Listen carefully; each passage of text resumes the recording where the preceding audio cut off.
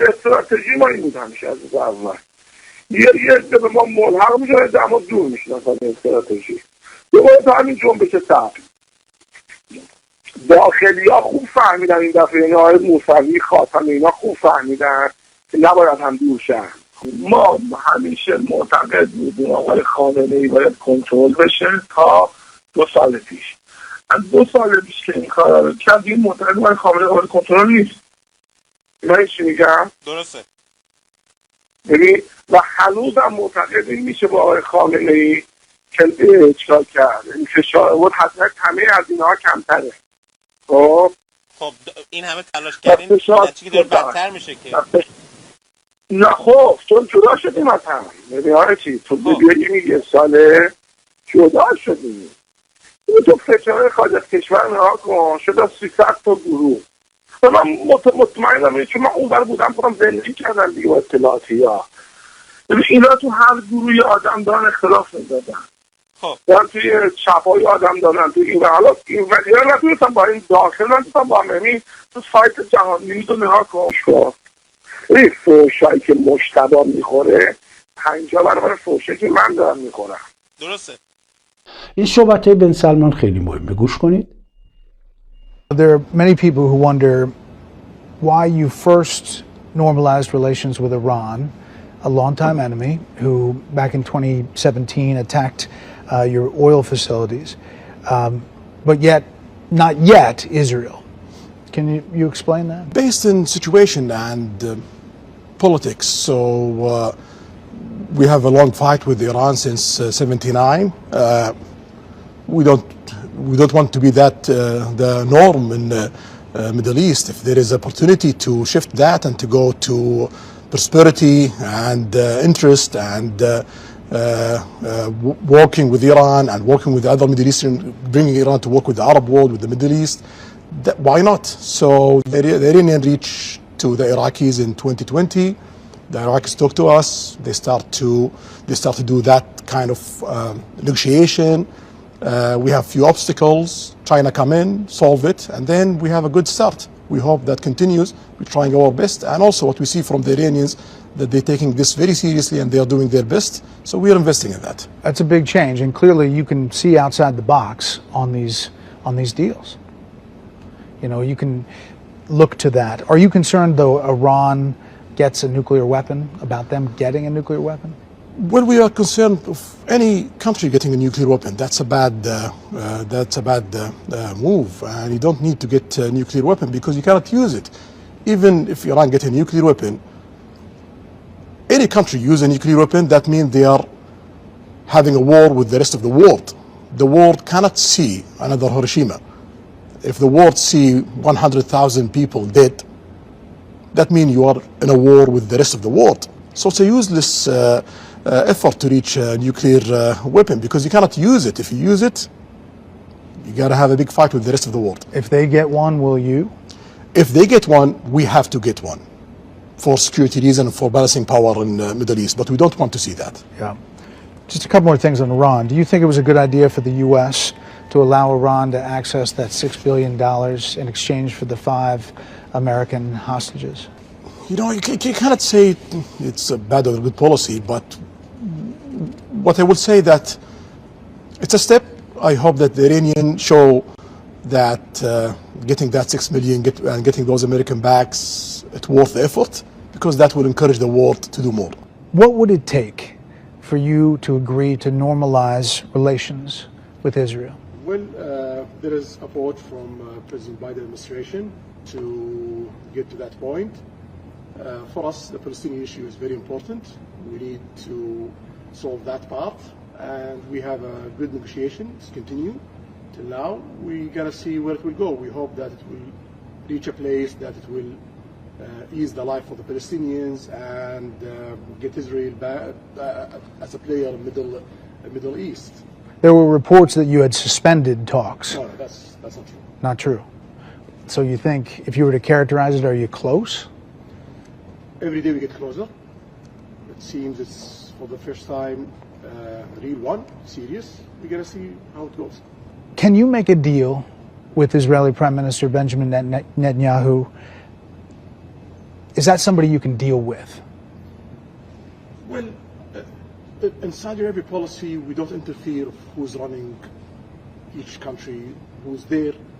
We work with him. Now we don't have a relation with Israel, but if Biden administration succeeded to make, I believe, the biggest historical deal since the end of the Cold War,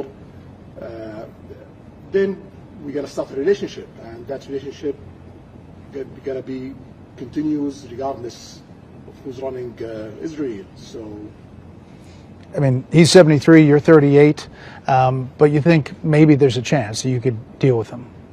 if we have a breakthrough of reaching a deal that give the Palestinians their needs and make the region come, we're going to work with whoever's there. And do you think that the perception of Saudi is changing? Do you sense that? Well, I hope that's happening, but for us in Saudi Arabia, we don't look at that. For us in Saudi Arabia, when we do change, we look to our needs, to our people needs, and to our economy needs. If it changed perspective positively, great. این بخشی از یک پروژه‌ایه که الان در حال انجامه و اینها با شخص مجتبی خامنه‌ای بن سلمان گفته که حاضر صحبت کنه و قبلا من بهتون اینو گفتم، قبلا پیش از این به شما گفتم که چون اینها نمیدونن که با هر کی میاد رئیس جمهور امروز هست فردا میره فلان هست، اینا همشون هم چه هستن، فقط میخوان با خود خامنه‌ای مذاکره بکنن و بعد میدونن که همه کارم الان 20 خورده سال سرش مجتبی است، بعد با مجتبی بارها دعوتش کردن ولی خب باز همین باندهای داخلی خودشون گزارشاری که بردن تهران اونجور که باید منتقل نکردن که آقا بریم باند، حالا فهمیدن، حالا من شما هم دست بدن. الان صحبتایی که ایشون کرد دیدید خیلی مهمه، ولی حقایق رو به ما نمیگن، خبرها رو درست به ما نمیرسونن که ما نتونیم موضع گیری درستی بکنیم. متوجه میشین؟ خیلی مهمه. دقیقاً مثل فرمایشات محمد رضا شاه.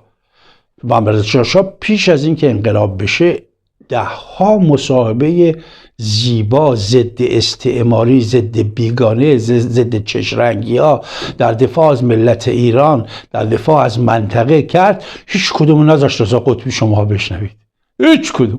اگه اون موقع میشنیدی که مثل امیران رهبران چپ ها مثل دکتر اسماعیل خویی، محمد سحر، نمیدونم یغما فلان، اینا که چقدر شعارهای ضد پادشاهی میدادن، چه بودن الان همه پشیمون شدن، توبه کردن. خب این مصاحبه محمد رضا شاه اون موقع پخش میشد، اون موقع هم خیلی جعفر، ولی رضا قطبی چون وظیفه داشت، حزب بود، وظیفه‌شو انجام داد، تا مردم یک کلمه حرف نزد. حالا محمد رضا شاه آخرین مصاحبهش رو نذاشتن شما بشنوید در خارج از کشور، همه مطالب رو میگه که چطوری اینها و چرا اون آنها و الان هم که سال 2024 داره تموم میشه، در آخرین ماهش هستیم، باز اینی که الان برای شما پخش کنم محمد رضا شاه شما نشنیدید. چرا؟ چون نمیخوان بشنوید. When I committed, I think, the mistake of changing the Amuzgar government and precipitate the liberalization program, I wanted to create, as I said, a coalition to form a national government representing all shades, especially the opposition people. I tried very hard, I worked very hard on that, but it did not come true. And do you think that Mr. Sharif Imami initially at the beginning did the right things or not? Well, you can say yes and you can say no, because it was surrendering on all fronts to everyone, opening the jails and giving freedom to all, and at the same time asking for martial law. So it was a mockery. We had officially the martial law, but it was not put into practice. At what point, you said yesterday from September onwards, but was it really from when Sharif Imami was appointed? At what point did you decide to step back? I mean, Sharif Imami's actions were his actions, yes, or your actions? No. With this government, they started to be on their own completely. He would come and see me, obviously. He would telephone to me. I would telephone to him. But the question of what the system that used to work before was absolutely changed. They would adopt and decide about things that they would never even report to me. Was there a time when you privately said to yourself, I may have to leave, before anyone suggested it to you? I may not win this battle? It was not so much the question that I was thinking that it was time to go. I was rather thinking that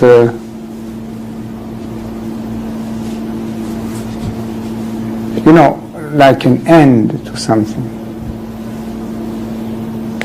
Without thinking of going, you were thinking, well, maybe this is the end of an era. Of something. Of me, of an era, or of something.